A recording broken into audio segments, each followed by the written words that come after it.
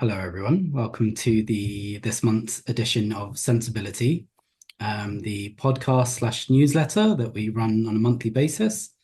I'm pleased to introduce to you Lavinia Plonka. She is a long-time Feldenkrais practitioner and someone that I personally have a relationship with because she got me into doing this work for the American Feldenkrais Guild. So I'm really happy to talk to her about this subject. And the subject this month is play.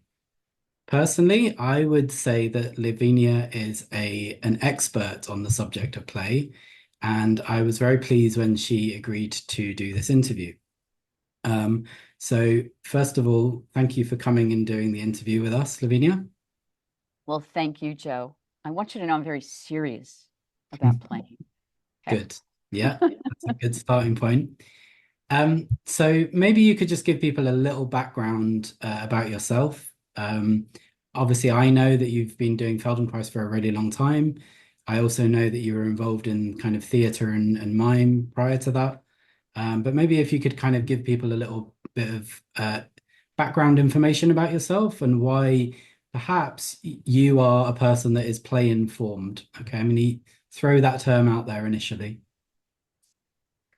I love being play informed because actually my background is trauma informed. I grew up in a family, my parents were Holocaust survivors that had PTSD, which I didn't know what PTSD was in the 1950s and the 1960s. And so my siblings and we just thought our parents were crazy.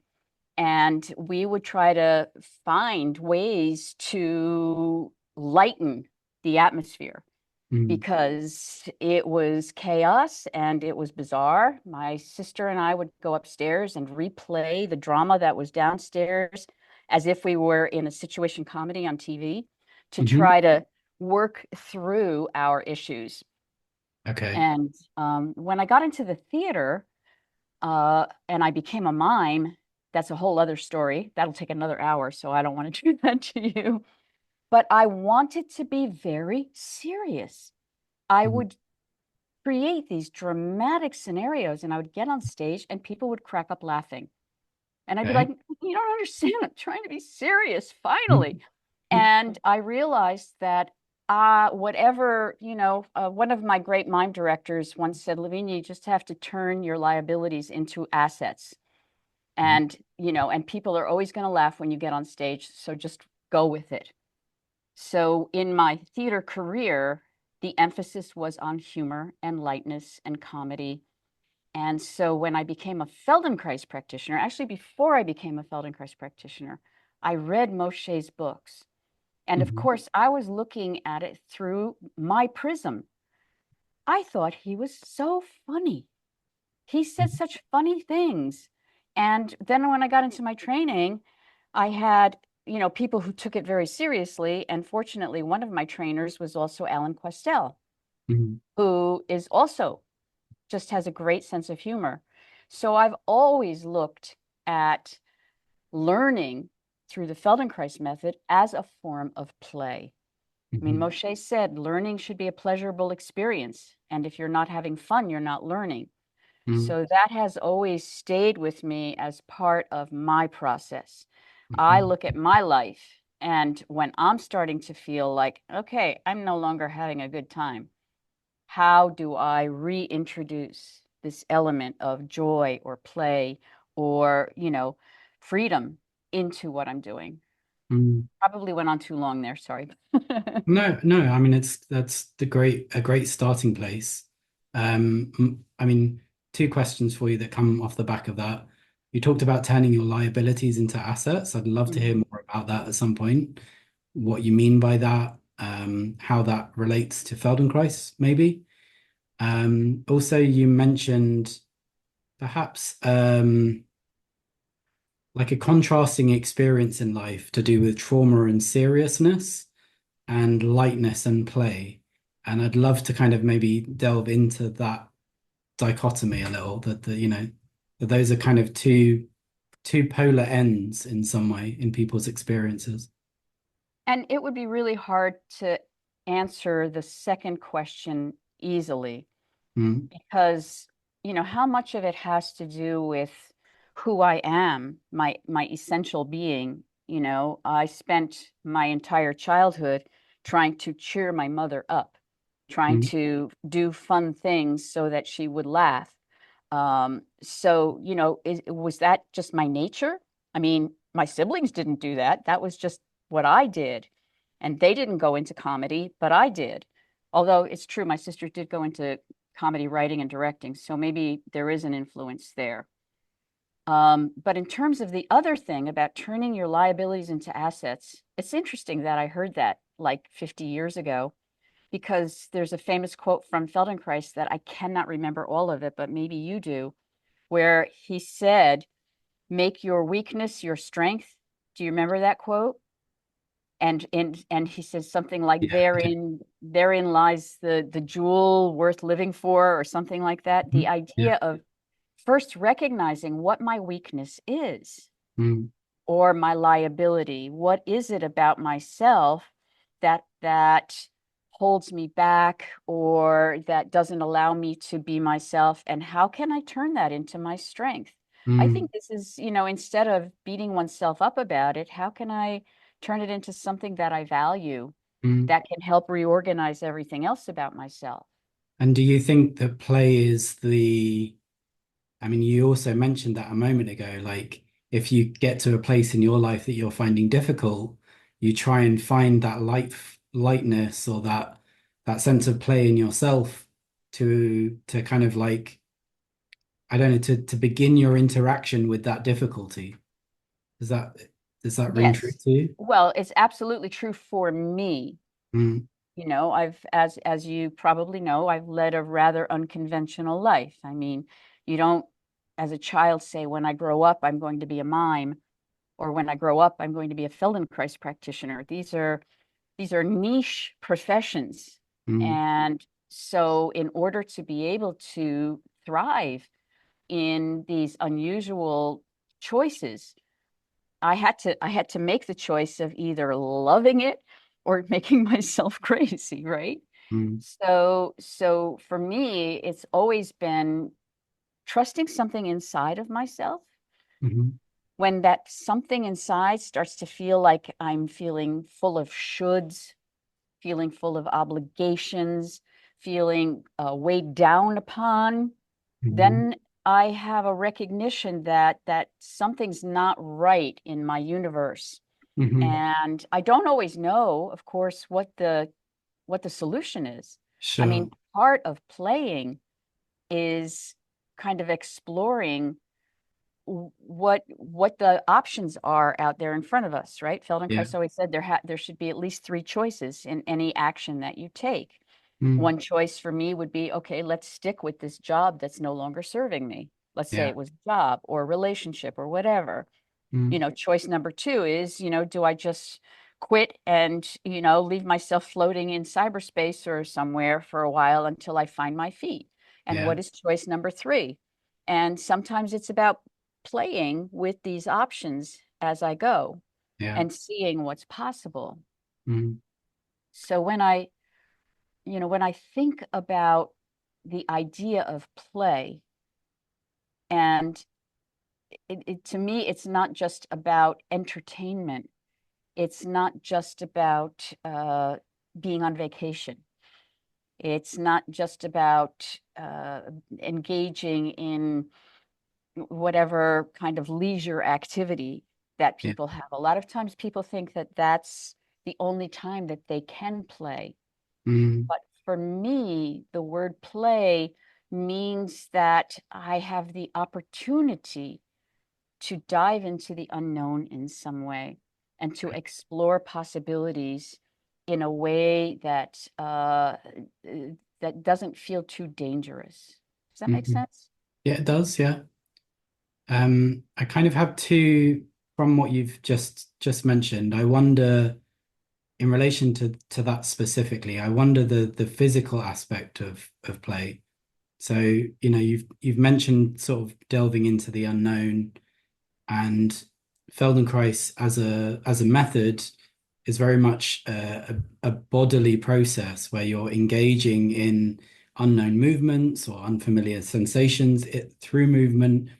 And there's something about the integration of the physical experience of play that is very rewarding. So I wonder initially if you could say something about that. But my other thought was in relating to something you said earlier about you having some internal awareness of when something doesn't feel right. And I wondered if like that's an initial step that we should address in some way, that some people may not feel that, that may be like not accessible. People may be so used to like being told what they should think or feel, or, not really trusting themselves in some way. So it sounded like you had a developed trust in yourself, and that facilitated you being able to listen or being able to play initially. So I wondered, like, those are the two thoughts that I have based on what you said. You always have these big questions, Joe. It's just like I could spend an hour like thinking about one of those questions. So going back to the first thing that you talked about what Feldenkrais talked about in terms of our discoveries. Mm, And I think that that was one of the things that turned me on to this method initially. After I read the books, I read the books. I'd never even heard of him, and I was running around telling all my friends about this incredible author that I found out about, and I was mm, trying his exercises from the book, doing them all wrong, by the way. I didn't know it was wrong, and of course, in Feldenkrais terminology, it's not wrong. yeah. But when I finally started taking classes, I kept going, oh my God, I've been doing these all wrong, and they still helped. So, Mm, but the experience I had after my first awareness through movement lesson was surprise and delight. mhm, The surprise was discovering that there were other ways of moving that had never occurred to me. And here I was, a professional mime, and it mm, had never occurred to me to move in this way. And the delight was, the freedom from pain that I experienced, as well as this idea that, wow, I can learn about myself just through studying how I move. mm, And I think that so many times when I'm teaching, an example is a lot of times in lessons, we do movements about rolling around, and this is I'm breaking all Feldenkrais rules here, but what the heck, but we'll be teaching a lesson where people are. Can you see me down here? Yes, yeah, I'm down yeah. just a hair. Let me just spotlight you while you do that. So a person will be on the floor and they've never experienced, kind of rolling up to sitting in this way. Now, this person is perfectly capable of coming up to sitting because they started standing and now they're down on the floor, and I'm offering the opportunity to come up to sitting by simply rolling to their side and coming up to sitting. But what's happening? They're stuck. They're stuck. They're doing all these things. They're doing all these things. And then all of a sudden, they realize that it all comes from the pelvis, and their pelvis does the work. And they sit up and they go, wow. And sometimes that happens in my class where it's someone relatively new and everybody else has been doing it for a while. And the whole class bursts into applause as if this person did an amazing, spectacular gymnastic feat for Cirque du Soleil or something. And that is what I mean by surprise and delight.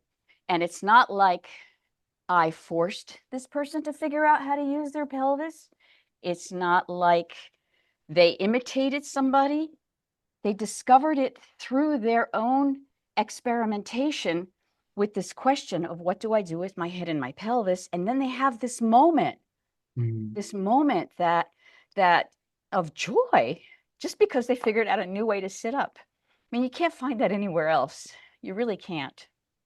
And I guess you see that in childhood, as a baby develops, Of course. you see And the when that happiness. baby sits up and goes, Yeah. whoa, I just did that.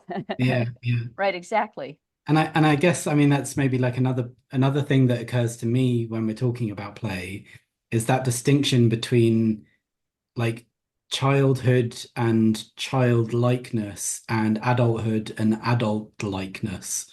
Well, I don't know, maybe there's a better term for that, but there's a set idea of how children should be, and then there's some, I don't know if I'm right in this, but in my head it makes sense that there's some kind of set idea of how you should be as an adult, and that isn't necessarily playful, you know? Which goes back to your first question, where Yeah. you were talking about um, my recognition of when I'm not happy or not comfortable, and then being willing to shift. And that many times people don't know that they have that they don't recognize the problem, and Mm. B, if they do recognize they have the problem, they don't see a solution. Yeah. And, many of us are in that because of our programming. And again, this is something that Feldenkrais talked a lot about the way we're raised, the society that we live in, the education that we have, the acculturation that we have, that causes us to be stuck in certain narrow definitions of our own self-image, so that even if a person did want to change, they wouldn't know how to change because this is all they know in their universe. Mm. And one of the beauties of exploring this kind of movement is that it affords you an opportunity to expand your physical self-image. And in the process of expanding your physical self-image, it changes the way you perceive your world. So when I don't have choice, when I can only be this way, and I don't even see my possibility, that was what Feldenkrais called compulsion, right? Compulsion versus the idea of spontaneity. And a lot of times people think of spontaneity as being will o' the wisp or irresponsible, but actually, spontaneity is the ability to be able to respond to a situation Mm. in an appropriate fashion, right? To be able to know how to be in different circumstances, to make choices as opposed to feeling that I have no choice. Mm. So a person who's grown up in a life, look, if a person's grown up in a life where they are happy being that kind of an adult, that's fine. I mean, it's only when a person starts to feel like they're having pain or discomfort or misery and they don't know why they're miserable, Mm. that's when they're beginning to recognize that they need to look at their choices. And of course, whenever we're faced with the possibility of thinking that change might have to happen or I might have to try to do something, what comes up? Fear, fear, fear of the unknown, fear of being judged, fear of failure, fear of fear of success. I mean, fear freezes us into our compulsive behavior. Mm. And it's not like I have to suddenly try to be courageous and force myself through it. But I want to recognize that when I have fear, I am unable to be the person that I am. And I'm not talking about fear like, there's genuine fear. If a building's falling, I'd better run, right? If something dangerous is happening, fear is a very important thing to help protect me for survival. But I'm talking about that other kind of fear that stops us from being the person we want to be. And that takes us back to the compulsion, Mm. Yeah. right? Yeah, definitely. I mean, just as you're describing that stuff, like even when you're talking about courage, that seems like a big societal paradigm that, if there's an issue or you run into an issue in yourself, the right approach is I need to push through it, or like I'm not doing it well enough, so I need to try harder, or there's a kind of like an approach to change, which is like you're doing things wrong, therefore you're bad and you need to do things differently, or I don't know, something like that. And what I hear you saying is a very different approach. It's like, actually, I mean, you said using courage, but it seems like it's courage to be softer and to play within the difficulty in some way. Like that seems courageous. Right. I think it's courageous to just try to be yourself in circumstances, because we're, again, another fear that many people have is the fear of being judged, right? The fear that they're going to be perceived as as a failure, or as silly, or whatever it is, as arrogant. When I try to listen to myself, and that's one of the things that I think awareness through movement really helps me listen to myself in a deeply physical, somatic way, so that I can begin to recognize when I'm getting in my own way. And that's, the challenge for different cultures is, how do I stay true to myself and still somehow maintain a way to navigate through the culture that I'm in? I mean, it's one thing to, be a freewheeling hippie in a whole world of hippies. But when if you're a banker or you're a teacher in a high school, you have to tread a different kind of line, while still finding, where can I find the spontaneity? Where can I find the joy in my life, whatever it is that I've chosen to do? I think I'm rambling now, but No, you're not. You're not. I can ask a question on the back of that. So, I mean, you just used a couple of life, like outside world life situations as how can I play within my situation? Whatever I'm engaged with in the outside world, whether it's work or people or activities I do, how could I work within it? I'm wondering specifically within the context of Feldenkrais, which is this sort of like movement exploration platform, let's say. Um, how does it create the right conditions to help someone learn how to play that then allows them to take that and go out into the world and be more comfortable playing in the outside world? What is it about trying something somatically first? well, first of all, when you're whether you're coming for a private functional integration lesson or you're coming for an awareness through movement class, you're in a safe container. You're in an environment where judgment is not being passed on your experience. And that sense of safety, of being in an environment for learning that's allowing you to learn at your pace, in your style, with your interests and your abilities, is absolutely rare. That feeling of being literally embraced by the process of learning itself. So to me, that's one aspect that is so key, to know that when I'm lying on the floor, there's no one telling me that I'm doing it wrong, that I could be better. I used to hate that when I was in grammar school. I went to Catholic grammar school, and I would get, when you handed in your homework, you would get a stamp of a little angel. And, if you did really well, then the angel's halo was like glowing out here like this. And I always got the angel that had the halo over to the side with this little frown that said, you could be better. And that feeling of not being good enough, it sits with you. You go to a Feldenkrais class, you're always good enough. Whatever you do is good enough. So you can explore, you can fail. And that's one of the things that I love about what felt, I mean, he put it there. He said that, actually you should try to fail. You should try to do things badly.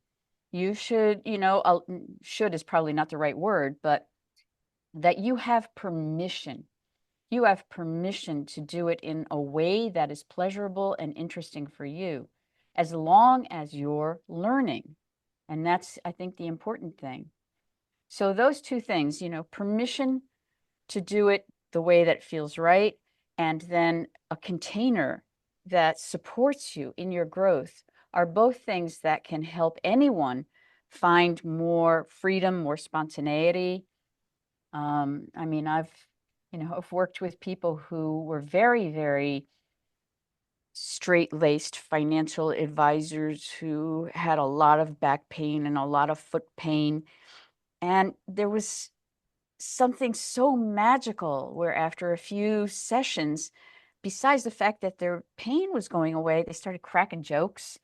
They started walking in a different fashion and being okay with it. I Mm. mean, that expansion, that didn't mean that when they went back to the bank that they couldn't put on the other act, but they realized that they had choice. They Mm. had choice. Yeah, that's really like really nice when you kind of put within the context of the finding delight, that moment of finding delight, that they can find that within themselves, within a lesson, but then they can also find it within their experience of themselves out in their life. That, And that there's a delight in that. It's like, oh, I can actually interact with this situation in a different way than I'm used to, which can then have a different outcome, and I can feel differently about myself here. And it's like you're opening up the world for that person from effectively lying on a mat and rolling around a little bit. It's more complicated than that, but I think you can see a correlation between the two things. well, one of my catchphrases is how you move is how you move through life. Mm. So, the two things go together. And again, as Feldenkrais always said, you're always thinking, feeling, sensing, and moving at the same time. It's all happening at the same time. So Mm. if my movement changes, then my inner movement has to change. My quality of thinking has to change if my movement changes, if it Mm. changes organically. If Mm. I impose something on myself, I'm just going to add another layer of compulsion onto it. Yeah. Yeah. And I'm sure you've worked with people, I've worked with people who, when they were growing up, for example, they were told they had a funny walk, or that they looked effeminate, or that they looked too sexy, and they purposely contained their walk in Mm. order to, fit into the particular society they were in. Or people who, for whatever reasons, grew up with their hips in a certain organization so that they walked with their feet turned out, and they forced their feet to come in because they wanted to conform. And, Mm. that never works. It never works. It creates different kinds of constraints in yourself, which is different than applying an intentional constraint, right? Feldenkrais used constraints as a way of learning, as a Mm. way of giving us an opportunity. And when you think about it, going back to the theater, the great clowns always fought against a certain kind of constraint, Mm. right? You get the story of the clown who finds a magic box, right? And it's the box that he wants to open. And the whole piece is about his strategies for trying to. So the constraint is that the box won't open. Mm. And that's where we get our entertainment from. Mm. And it's the same thing if I'm doing a lesson and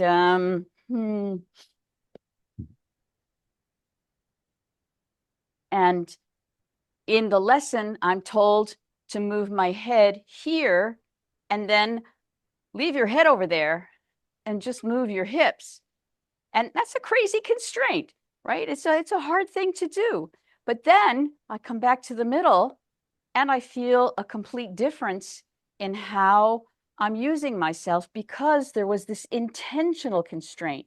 It wasn't like somebody made me walk around with my head to the side for life. And it wasn't like I did it unconsciously, it was intentional. so that I could explore what's happening in my neck, what's happening in my chest. And then voila, I experience a different kind of freedom. That kind of constraint is wonderful in any situation. I I kind of, I love it when I go to like a place to give a presentation and I get there and I find out that like there's no sound system or they forgot to put seats in the room, and all of a sudden all these people are having to bring seats in. In other words, when something suddenly comes in the way to interfere with your plan, that's where spontaneity has to come back in, Mm. right? Because it's like, okay, it's not the way I planned it. Let's see what happens next. And that being willing to be present in the moment and see what's taking place and go, okay, what are my choices? That's where play comes in. Mm. Yeah, that's really interesting that like you're tying it in with being in the moment rather than being prepared and having strategy and planning, which to me again goes back to this sort of like child adult distinction or divide where you see a child as very much more in the moment, they're very much more in their own process. They can just get like deeply into something. Whereas an adult, I think the things that, as an adult, the things that we get into is like deeply into the past or deeply into the future, you know, where it's like we've got a plan or we're reminiscing or, ruminating about the past, but we're not necessarily in that present moment and able to interact with it and play, I guess. Well, I mean, when you bring up being in the present moment, you know, there's so much involved. That's like one of the hardest things for me, anyway. It's Mm, one of the hardest things to do intentionally, unless I'm on my meditation cushion. And even then, it's hard. Usually, I'm planning dinner or thinking about my classes, and all of a sudden, I go, wait a minute, you're on your meditation cushion. You better take the time. mm, But what's interesting is there are moments where I feel um,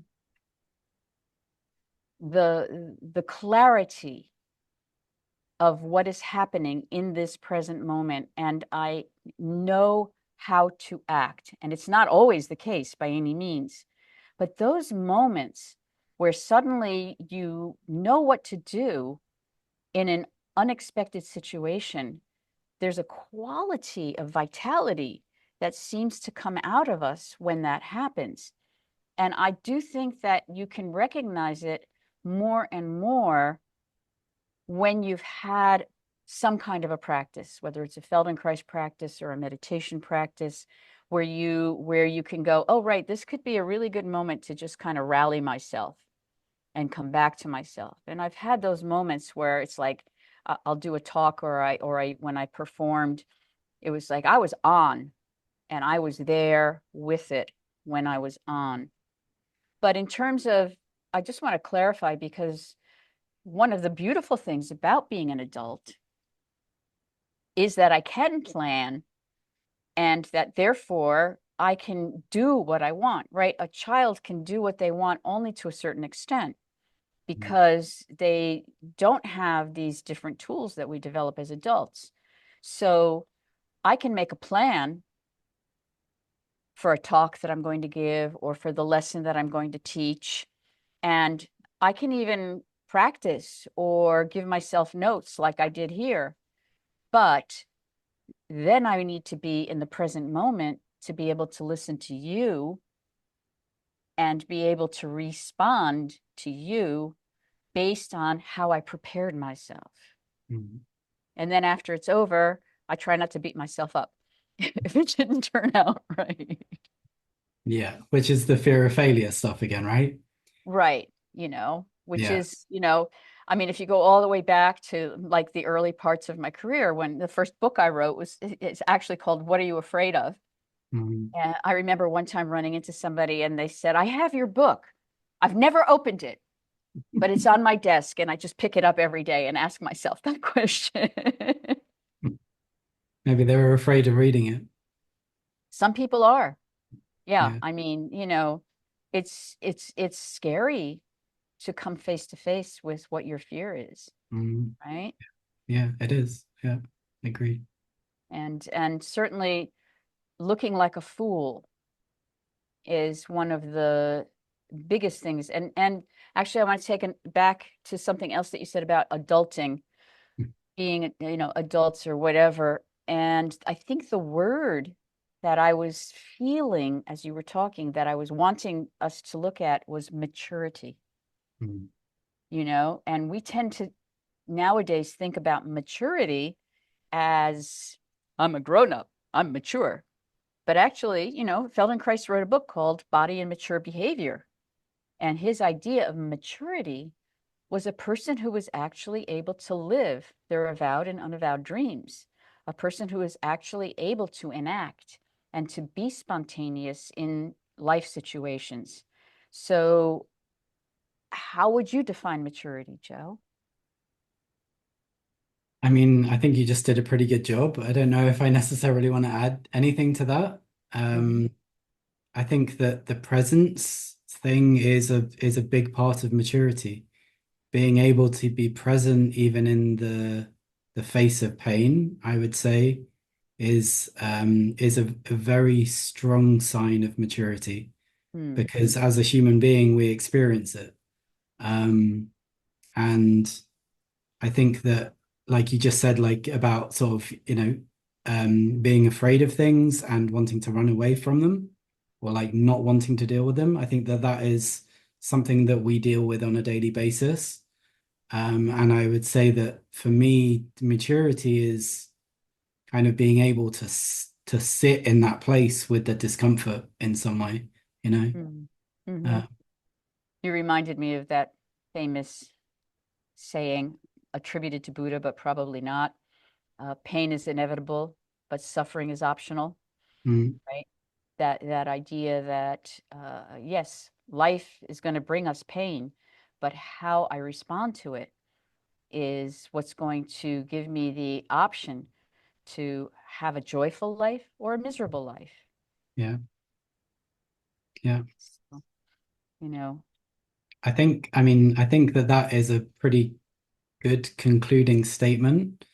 But if you have any other thoughts that you would like to share with people around the subject of play, we're all ears at this point.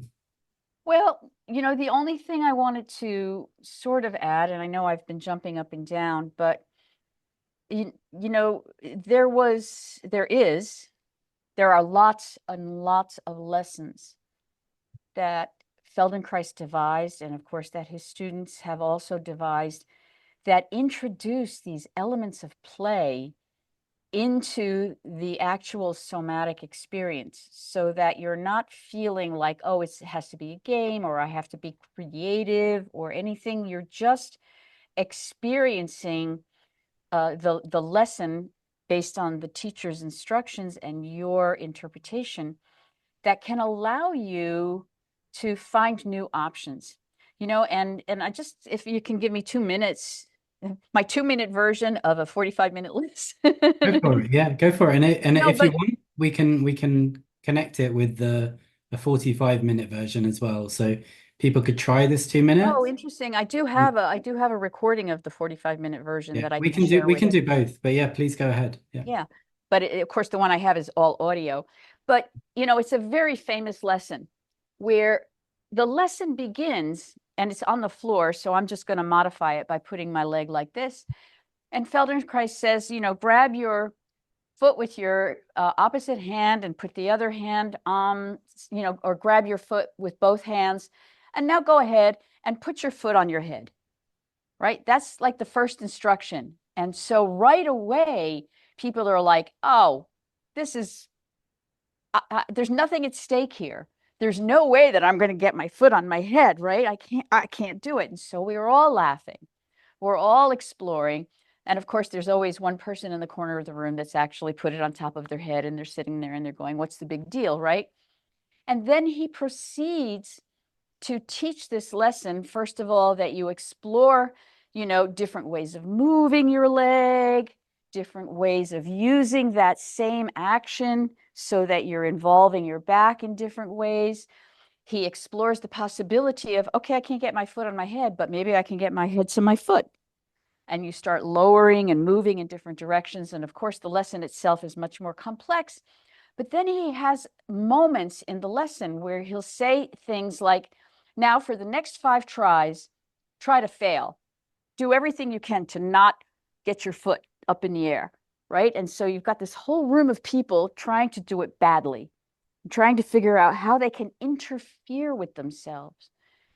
And after we've interfered with ourselves, then we have another moment, and voila, even in 2 minutes, my foot is closer to my head.